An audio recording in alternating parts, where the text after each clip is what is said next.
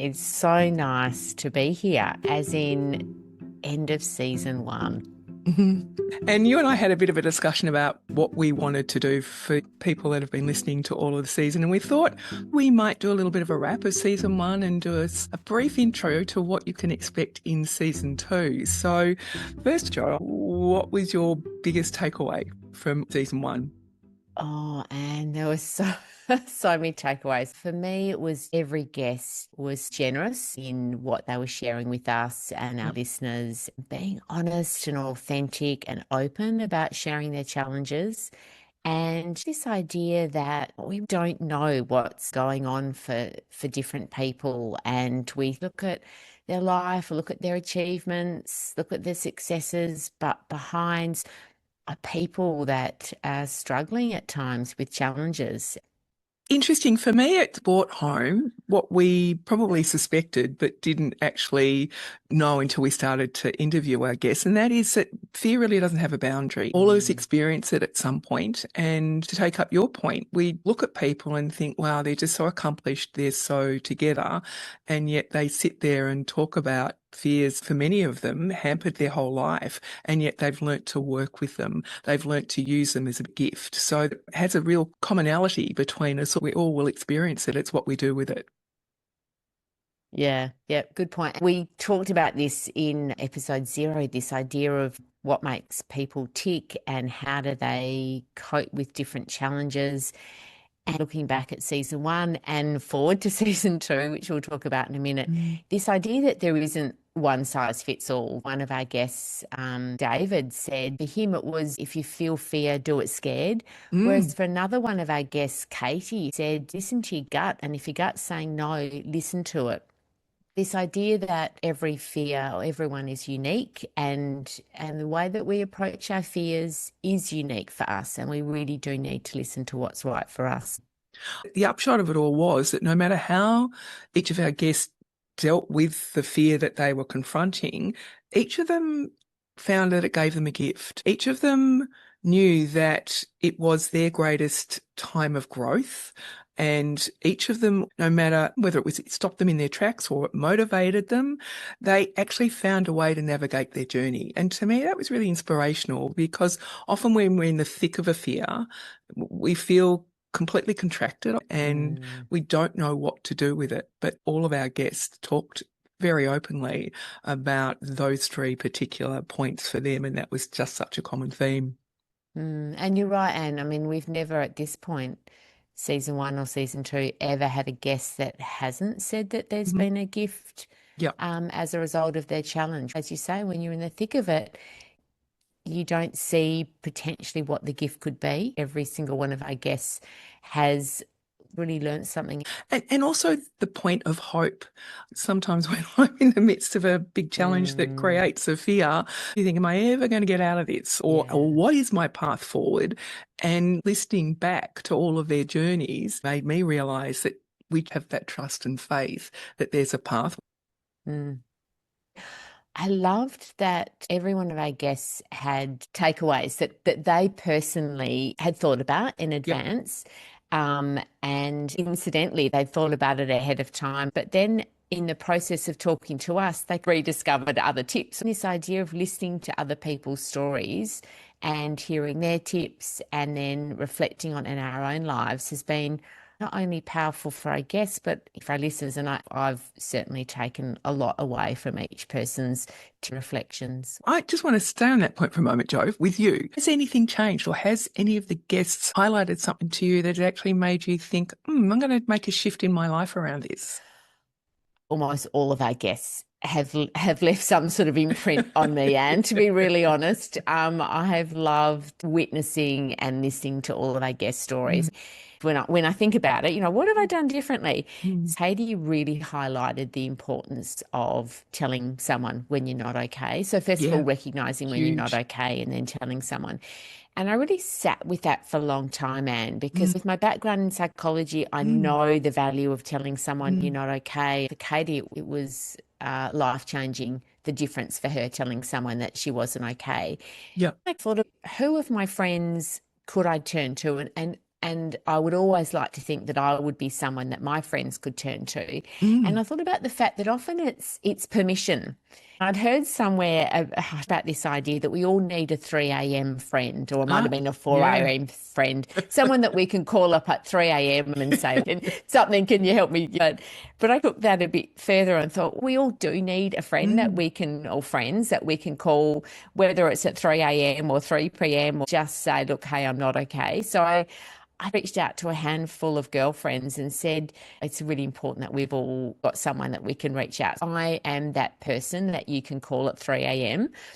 You might need to call me a couple of times to wake me up. I would feel very comfortable if you needed to ever reach out to me and tell me something that you felt that you're not okay or something had happened.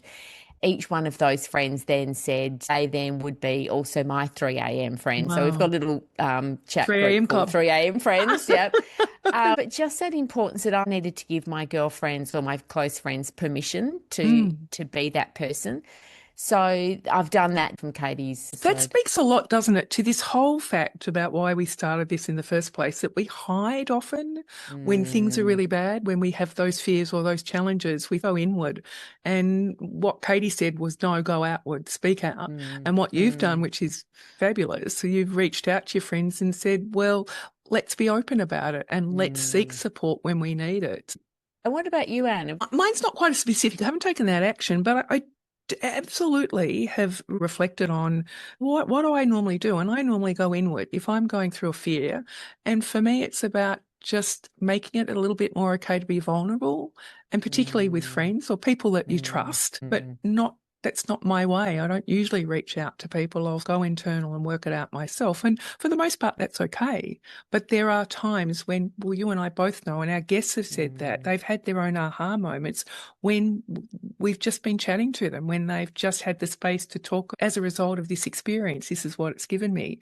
The value of that is huge. And I really have mm. embodied that since the podcast. But that's season one. Um, I've loved every second of it. It has been such an honor to hold space for Yeah. the amazing guests. They've all touched me personally. This idea that we all experience fear. So what's fear got Yep. to do with it? Well, it's got a lot to do with it. I want to keep on talking about it. I Yeah. want to hear from more people. I want to keep the conversations going. For me, how much we all live with a facade, that we Mm, show ourselves to the world in a very narrow way, and yet mm, the breadth of our experiences go much, much deeper. The end result of that is that none of us are alone. All of us have had mm, pretty full-on experiences at some point in our life, or a challenge or event that has led into some fear that we've needed to deal with. And we need to open these conversations. You know, yeah. like girlfriends having a coffee, we need to sit down and have those chats instead of just what are the kids doing, or what's happening in your career, or what's happening in your job, or what's happening in your friendship circle. Taking that deeper dive into just saying to someone, so tell me truly what's happening in your life and how you're managing it at the moment, with our trusted friends, of course, and people that we can rely on. But it's an incredibly important thing. Mm. What a gift for the friend that we ask that question to, Yeah. because that's what we've learnt from our guests. Holding space when you're unpacking a Mm. challenge or an event for you is a gift. Mm. And personally, learning that, as you say, we're not alone, and that we're not the only ones that face challenges, and we're Yep. not the only ones that experience different fears from time to time. Yep. And just how important it is to keep that conversation going. Every single guest has reminded us that what we see in social media, or when we have that really surface level conversation with someone, isn't necessarily what's going on. How important it is to listen to what's behind what people put forward initially.